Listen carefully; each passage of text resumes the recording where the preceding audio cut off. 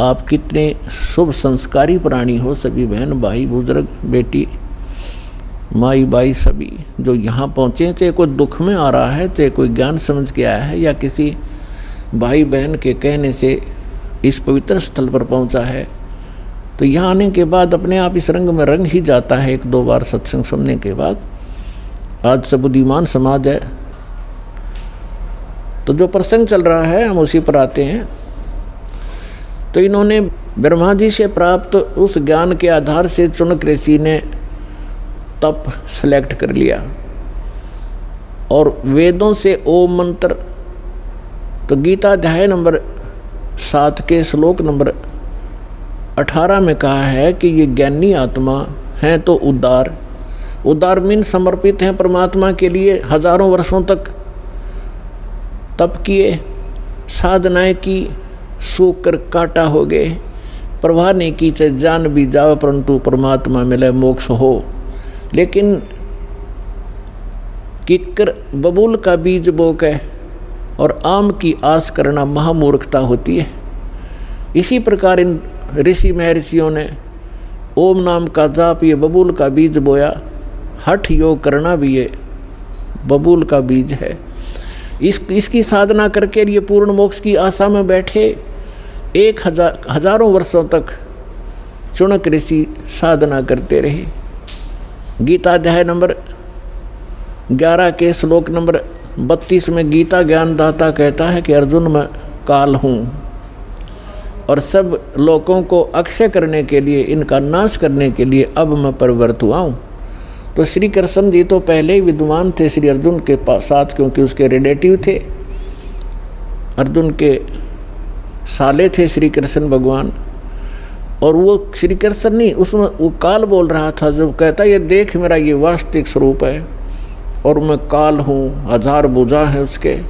और गीता अध्याय नंबर 11 के श्लोक नंबर 21 में अर्जुन कह रहा है कि भगवान आप तो इन सभी ऋषियों को खा रहे हो, सभी देवताओं को भी खा रहे हो, सिद्धों के समुदाय आपके सामने हाथ जोड़कर खड़े हैं और वेदों के सूक्तों से आपकी ही स्तुति कर रहे हैं और आप उनको भी खा रहे हैं। तो गीता अध्याय नंबर 11 के श्लोक नंबर 32 में गीता ज्ञानदाता कहता है कि मैं तो काल हूँ भाई, और इन सबको खाने के लिए अब प्रवृत्त हुआ हूँ। तो गीता अध्याय नंबर 11 के श्लोक नंबर 47-48 में ये गीता ज्ञानदाता कहता है कि ये मेरा वास्तविक रूप है, मैं ऐसा हूँ जो अब तुम्हें दिखा है, और मेरे इस रूप के दर्शन तेरे अतिरिक्त पहले कभी किसी ने नहीं हुए और आगे नहीं हो सकते। मैं ना किसी जप से, ना तप से, ना किसी क्रिया से और ना किसी वेदों में वर्णित विधि से मेरी प्राप्ति नहीं हो सकती। ब्रह्मा जी ने 4 युग तक साधना की, नहीं मिला। आखिर में आकर अपनी माँ को झूठ बोल दी कि मुझे प्राप्त हुआ, क्योंकि वेद उसने पढ़े थे और वेदों में परमात्मा साकार है। तो श्रीमद् देवी भागवत के अंदर ब्रह्मा जी खुद कहते हैं अपनी माता दुर्गा को कि माता जी अनुभव कुछ और बोलता है और वेद कुछ और बताते हैं, इनमें बहुत ही द्वितीयवाद है, इसका कारण क्या है। तो दुर्गा को उस काल ने धमका रखा है कि खबरदार जब मेरी किसी को भी तूने जानकारी दे दी, मैं गुप्त रहूँगा और मेरा भेद किसी को नहीं बता देगी। तो उसके डर से देवी उसको गोलमोल कर देती है कि मैं ही सब कुछ हूँ, मैं ही ब्रह्म हूँ, मैं ही सब कुछ हूँ, ऐसे गोलमोल कर देती है। फिर भी ब्रह्मा जी कहते हैं कि अनुभव कहता है, अनुभव हम करते हैं तो मिल नहीं रहा, और वेद बताते हो साकार है, एक स्थान पर बैठा है। तो ये दोगला सा ज्ञान है माता। तो कहने का भाव ये है कि गीता ज्ञानदाता कहता है कि मैं ना वेदों में वर्णित विधि से, ना किसी जप से, ना तप से, ना किसी क्रियाओं से कभी नहीं प्राप्त हो सकता। तो इसलिए गीता अध्याय नंबर 7 के श्लोक नंबर 24 और 25 में ये खुद कहता है कि मैं अव्यक्त हूँ, अपनी योग माया से छुपा रहता हूँ। ये मेरा अनुत्तम विधान है, अटल विधान है। अनुत्तम तो इसलिए जब माता पिता है और बच्चों से भी गुप्त है तो कोई न कोई दोष है उसके अंदर, वो अच्छा आदमी नहीं है। इसको श्राप लगा हुआ है। 1 लाख मानव शरीरधारी प्राणियों का आहार करता है, जिस कारण से छुपा बैठा है, कहीं पता लग गया तो एक भी नहीं तेरी पूजा करेगा, तेरे इन सब देवी देवताओं को भी भूल जाएंगे। इसलिए गुप्त रहता है ना अपने देवी देवताओं को, इन सब को, किसी को, पुत्रों को भी इसने भेद नहीं बता रखा। ये स्वयं स्पष्ट कर रहा है गीता अध्याय नंबर 7 के श्लोक नंबर 24 और 25 में कि मैं ये अबुध है, ये जो जन समुदाय सामने खड़ा है, ये मुझ अव्यक्तम माम अव्यक्तम व्यक्तिम आपनम मनन्ते अबुध। ये मूर्ख मुझ अव्यक्त को और कृष्ण रूप में, व्यक्ति रूप में आया हुआ मान रहे होंगे। मैं कृष्ण नहीं हूँ, आई एम नॉट कृष्ण। मैं अपनी योग माया से छुपा रहता हूँ, मैं कभी किसी के समक्ष नहीं आता। गीता अध्याय नंबर 4 के श्लोक नंबर 5 और 9 में ये स्पष्ट कहता है कि अर्जुन तेरे और मेरे बहुत जन्म हो चुके, तू नहीं जानता, मैं जानता हूँ, और मेरे जन्म और कर्म अद्वितीय हैं, अलौकिक हैं। तो इसके कर्म ऐसे हैं कि ये सामने नहीं आता और किसी में प्रवेश करके प्रेत की तरह जो क्रिया करवानी है वो कर देता है, करा जाता है। तो ये कहता है, तो इन ब्रह्मा विष्णु महेश ने साधनाएं की, परमात्मा मिला नहीं। इन्होंने निराकार विधान बना दिया कि परमात्मा निराकार है। तो इसी प्रकार जो प्रसंग चल रहा है हम उसी पर आते हैं। इस चाणक्य ऋषि ने वो साधनाएं प्रारंभ की जो सभी ऋषि पहले से ही डले ढो रहे थे। उससे वो परमात्मा तो मिलना है ही नहीं, ये एटम बम बन जाते हैं, एटम बम। अगस्त ऋषि ने सारे जीवन में डले ढोके एक सिद्धि प्राप्त कर ली, सब सागर पीण की। बता, सारे जीवन को नाश करके उसने एक ये प्राप्त किया कि सब सागर पी लिया।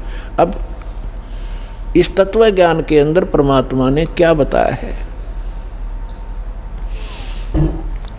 अब आपको उस परमात्मा का दिया हुआ कुछ ज्ञान बीच में सुनाएंगे, क्योंकि आप एक विद्यार्थी हैं और पूरे वर्ष में एक ये पूरा कोर्स दास ने आपका करवाना होता है। 3 दिन का सत्संग इसीलिए रखा है कि प्रत्येक सत्संग में श्रद्धालु भी बदल जाते हैं और श्रोता भी जो लगातार सुन रहे हो तो अच्छी बात है। इसलिए धीरे धीरे सारे ही ज्ञान के ऊपर विवेचन किया जाता है। अब जैसे ये सिद्धियां क्या है, ये जीवन नाशक इस प्राणी की सबसे बड़ी दुश्मन है, इससे प्रभुता आ जाती है और अपनी ही, जैसे पहले बैटरी चार्ज करी फिर वह ख़त्म कर दी, रह गया जैसे का तैसा। जैसे इन सिद्धियों को परमात्मा ने ऐसा बताया है कि जैसे आप देखते हो वर्षा के मौसम में अन्य चींटियाँ होती हैं बगैर पंखों की होती हैं, और उन्हीं चींटियों के बिलों से कुछ पंखों वाली चींटियाँ निकलती हैं और वो उनके अंदर परमात्मा होती हैं, क्योंकि वो उड़ नहीं सकती दूसरी चींटियाँ और वो उड़ जाती हैं आकाश में। तो वो यूँ सोचे हैं कि ये तो भगवान से मिल ली, क्योंकि ये तो उड़ जाती हैं आकाश में। और वो आकाश में जैसे आजकल आप देखते हो मौसम वर्षा का है तो चींटियाँ निकलती है पंखों वाली कीड़ियाँ, और कहाँ जाती हैं, या तो दीपक पर जाकर जल कर मर जाएंगी, या फिर बल्लभ के चारों तरफ घूमती रहेंगी। थोड़ी सी देर में उनकी पंख टूट जाएंगी, कट कर नीचे पड़ जाएंगी और वो चिट्टी की चिट्टी रह जाएंगी। इसी प्रकार ये जो साधना करते हैं, गलत साधना करते हैं, शास्त्र विधि को त्याग कर जो मनमाना हठ योग आदि करते हैं, अन्य जाप मंत्र अनुष्ठान करते हैं, उनसे उनमें सिद्धियाँ आ जाती हैं। और आम मानव से वो जैसे आकाश में उड़ जाना, जल के ऊपर ऐसे चलना जैसे थल पर चलते हैं, सब समुद्रों को पी लेना, इस तरह के जो ये कलाबाजी इनमें आ जाती है, तो आम मनुष्य न्यू सोचे न भगवान मिल गया। अब परमात्मा कहते हैं डम्ब करें डूंगर चढ़ाएंगे अंत झिन्नी झूले, जग जाने बंदगी करेंगे बोवें सूल बबूले। अब परमात्मा कहते हैं कि हमारी इस साधना से जो हम आपको प्रदान करेंगे इससे आपको 24 सिद्धियां आ जाएंगी।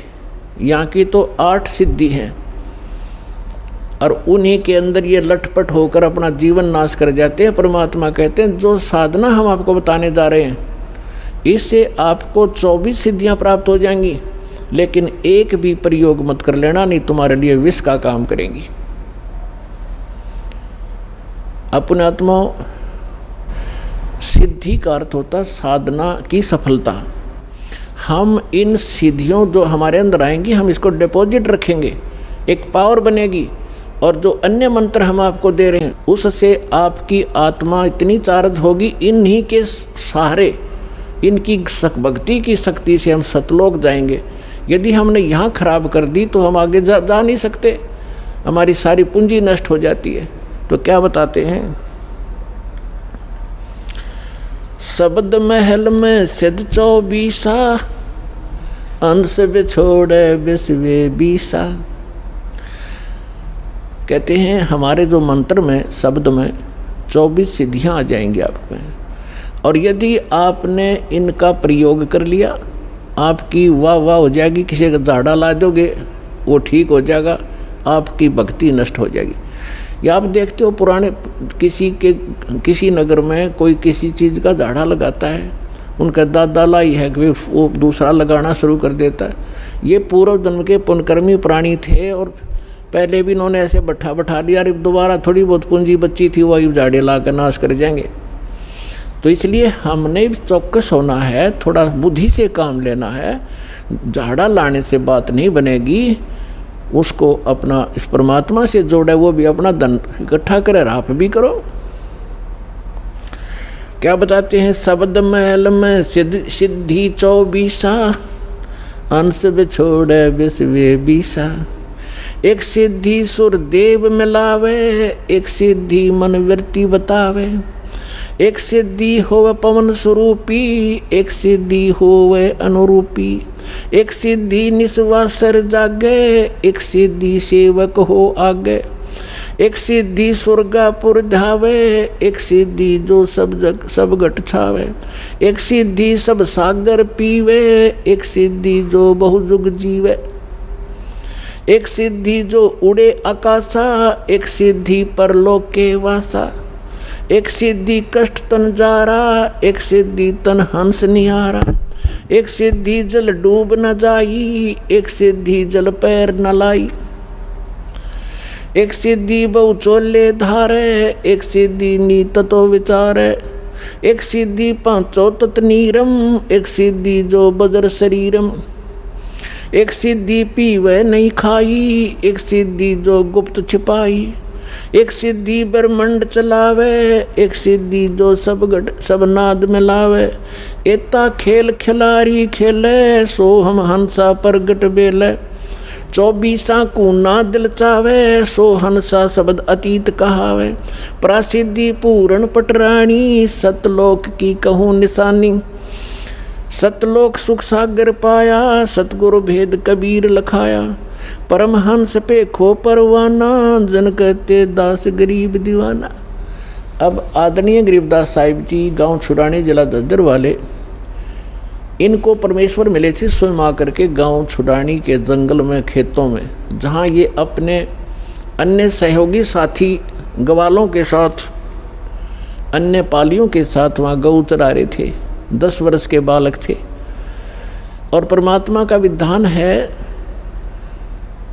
जो ऋग्वेद मंडल नंबर 9 सूक्त 86 के मंत्र 26 और 27 में, ऋग्वेद मंडल नंबर 9 सूक्त 82 के मंत्र 1, 2, 3 में, ऋग्वेद मंडल नंबर 9 सूक्त 54 के मंत्र 3 में, ऋग्वेद मंडल नंबर 9 सूक्त 20 मंत्र 1 में, ऋग्वेद मंडल नंबर 9 सूक्त 1 मंत्र 8 और 9 में, ऋग्वेद मंडल नंबर 9 सूक्त 94 के मंत्र 1 में, ऋग्वेद मंडल नंबर 9 सूक्त 95 के मंत्र 2 में, ऋग्वेद मंडल नंबर 9 सूक्त 96 के मंत्र 16 से लेकर 20 में, और भी अनेक स्थानों पर यह स्पष्ट किया है कि परमात्मा ऊपर के लोक में रहता है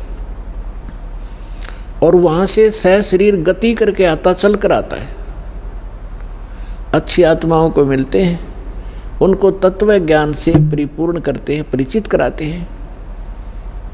और यहाँ वो परमात्मा आकर के कवियों की तरह आचरण करते हैं, अपने मुख कमल से बोल बोल कर वो यथार्थ ज्ञान उच्चारण करते हैं, जिस कारण से वे प्रसिद्ध कवि की भी उपाधि प्राप्त करते हैं। तो पुण्यात्माओं, इसी आधार से वो परमेश्वर इस कलयुग के अंदर गांव छुड़ाने जिला जंजर हरियाणा प्रांत में आदरणीय गरीबदास साहिब जी उस अच्छी आत्मा, नेक आत्मा, दृढ़ भक्त को मिले, सतलोक लेकर गए और सब ब्रह्मांडों से परिचित कराया। ब्रह्मा विष्णु महेश के लोक दिखाए, धर्मराज का लोक दिखाया, नरक और स्वर्ग दिखाए, देवी देवताओं की सतीथि दिखाई, और ये पितृभूतों का लोक, जो पितृलोक, वो दिखाया। फिर काल जहाँ 1 लाख मानव शरीरधारियों को भून कर खाता, वो तपतशिला दिखाई। फिर 11वां द्वार पार करके अक्षर पुरुष के लोक में 21 सातसंग ब्रह्मांडों को पार करके फिर भंवर गुफा से होते हुए 12वां द्वार पार करके सतलोक में पहुँचे, जहाँ परमात्मा का निज स्थान है और आप और हम सभी वहाँ रहा करते थे। वहाँ आपके आज भी ज्यों के तुम महल बरकरार हैं, आपका बहुत बड़ा स्थान है। हरे भरे वहाँ पर फलदार वृक्ष हैं, सदाबहार वृक्ष हैं, और वहाँ किसी चीज़ का अभाव नहीं, वहाँ जन्म मृत्यु नहीं होता, वहाँ पर वृद्धावस्था नहीं है, वहाँ मृत्यु नहीं है। आपका ज्यों का तो परिवार जुड़ेगा। जैसे अब आपके शरण में, आपके घर पर जितने भी आपके बच्चे जन्म लेंगे, वो आपकी पुण्य आत्मा होंगी और आप पहले वहाँ चले जाओगे। इसी प्रकार से वो, इसी साधना से वो भी आपके पास वहाँ पहुँचेंगे और आपका फिर ज्यों का त्यों एक परिवार जुड़ेगा। अपने आत्माओं, जिस लोक में आप रह रहे हो, यो लोक रहने का है। हमारी इस काल ने घनी भांग प्या रखी है और हम इसी में मस्त, हमने ज़्यादा दिखाइए नहीं देता। अब आपका परिवार है, आपके बच्चे हैं, रिश्तेदार हैं, भाई बहन, पति पत्नी, आपको कितने प्यारे लगते हैं। और जो मकान बनाकर आप आराम से रह रहे हो, कितना अच्छा लगता है। और 1 सेकंड में मृत्यु हो जा तो खा के ये क्या है? आपका है, काया तेरी है नहीं, ये माया कहाँ से हो? परमात्मा कहते शरीर तेरा नहीं और तू चिप क्या बैठा प्लाटा गए और कोठी और बंगला गए, फैक्ट्री और इनके, कहाँ मती मारेगी तुम्हारी? क्योंकि ये ज्ञान की कमी के कारण हम यहीं चिपक गए। और वहाँ जाएंगे हम, कभी मृत्यु नहीं, वृद्धावस्था नहीं, कोई वृद्ध होना नहीं चाहता और कोई मरना नहीं चाहता। अंतिम सांस तक भी न सोचे, एक सांस हो राजा भगवान, 10 दिन और मिल जाएं और फिर भी मृत्यु होगी। तो ऐसे लोक में हम रह रहे हैं। तो ये मृत्यु तो डेफिनेट है, लेकिन इस मृत्यु से पहले जो क्रियाएं दास आपको बताएगा, ये कर लेना बस, और फिर मालिक पर छोड़ देना। आप सतलोक चले जाओगे, वहाँ जाने के बाद फिर पुनर्जन्म आपका नहीं होगा। कहते हैं भक्ति बीज होए जो हंसा, और तारों ताश के 71 वंशा। 101 पीढ़ी पार होगी आपकी, जब सच्चे दिल से लगे रहे आप, क्योंकि आप दृढ़ होंगे तो आपके बच्चे दृढ़ होंगे।